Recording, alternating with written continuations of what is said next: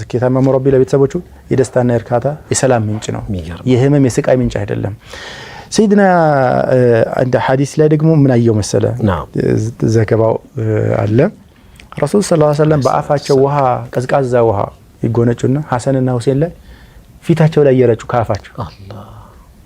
አሽረፉ خلقላህ አሁን እንደዚህ አይነት ተራሚ መስል ጫዋታ ሂደቱስ የሚገቡ ይመስላል ቼቼ ፈረስ ይጫወቱ ነበርኩ ሐሰንና ሁሴን በረሱል ሰለላሁ ዐለይሂ ወሰለም ጀርባ ላይ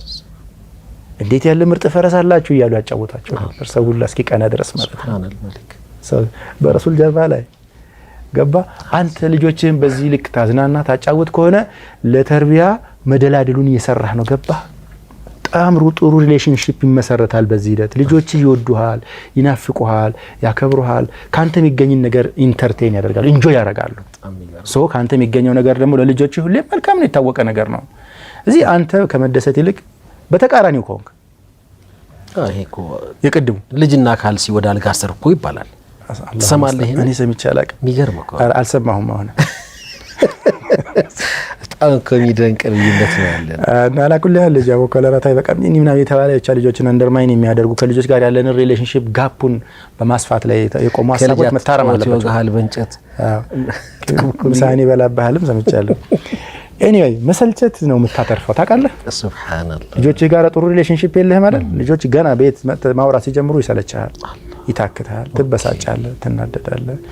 በዚህ ሂደት ልጆችም ጥለው ይጠፋሉ አንተም ከላይፍ ላይ በጣም የሚያዝናናው ነገር ታጣለህ ሱብሃንአላህ ሐቁን ለመናገር እንደ ልጅ የሚያዝናና ነገር የለም ብዬ ነገር ያለው አህመድ ቁጭ ብለህ በተለይ ህፃናት ይያሉ ጫዋታቸው ከፍ ሲሉ ወሬያቸው የሚያስቡት ነገር ከፍ ሲሉ ለምሳሌ 15 16 እና ምን አመት ልጅ ቁም ነገር ሲያጫውትህ እንዴት ነው ደስ የሚለው በአላህ እውነት ነው የሆነ ጥሩ ነገር ሰርቶ ስለዛ ነገር ሪፖርት ሲያደርግል እንዴት ነው ደስ የሚለው ምን ያዝናናሃል ዱንያ ላይ እንደዛ ምንም እኮ የለም ሀቂቃ የዱንያ ከረሜላዎች ትንሽ ጊዜ ነው የሚያዝናኑት የሰው ልጅ እኔ እስካየው ድረስ ማለት ነው ትንሽ ጊዜ ነው ሻህዋ ናቸው ቶሎ ይበርዳሉ